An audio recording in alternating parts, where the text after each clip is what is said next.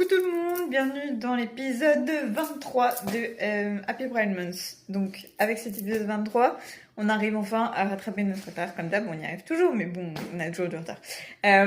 Donc oui, j'ai décidé d'être debout parce que j'en ai marre d'être assise. Enfin, je vais changer un peu pour que ce soit un peu original, un peu de posture. Donc voilà. Bref, aujourd'hui, on parle encore du Yukon Gay et c'est Lil Nas X. Voici Lil Nas X.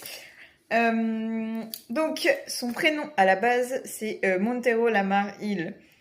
Et il a préféré prendre un autre nom qui est pas plus simple parce qu'il y a une signification que j'ai oubliée tellement elle est complexe. Il a 27 ans, il est américain et attention, ça va être long. Il est chanteur, rappeur, auteur, compositeur, interprète, danseur et chorégraphe. Rien que ça, le mec, sérieux. Donc pourquoi on peut dire c'est une icône gay, parce que il a clairement des clips qui affirment son homosexualité, mais genre plein pot, comme Troye Sivan en mode j'en ai rien à foutre de ce que vous pensez en fait.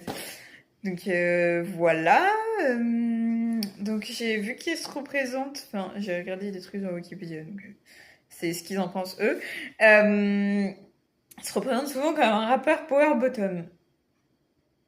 On va dire j'ai compris à peu près ce que ça veut dire. Mais bon, juste le truc que j'ai vu, c'est qu'on n'entend pas parler récemment. C'est ce que j'avais remarqué. Et en fait, j'ai trouvé pourquoi. C'est parce qu'apparemment, fin été 2025, il s'est fait arrêter. Bah, force, hein. J'espère que c'est pas un truc trop grave où il va se faire enfermer, mais bah, force. Donc aussi, c'est une icône gay parce que, enfin, on sait qu'il est homosexuel parce qu'en juin 2019, en plein Pride Month, le mec, trop le timing, il a fait son coming out gay.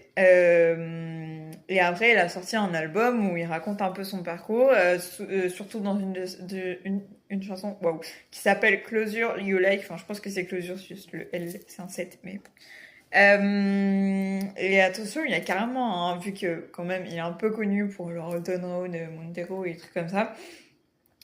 Enfin, il y a quand même des titres bien connus. Il y a un podcast, un épisode, je pense, d'un podcast du Monde qui s'appelle Lil Nas X, une icône noire, gay et flamboyante. Ils le disent eux-mêmes, c'est une icône gay. Donc voilà. Je me suis dit, on va le foutre là parce que bon, quand même, faut pas abuser.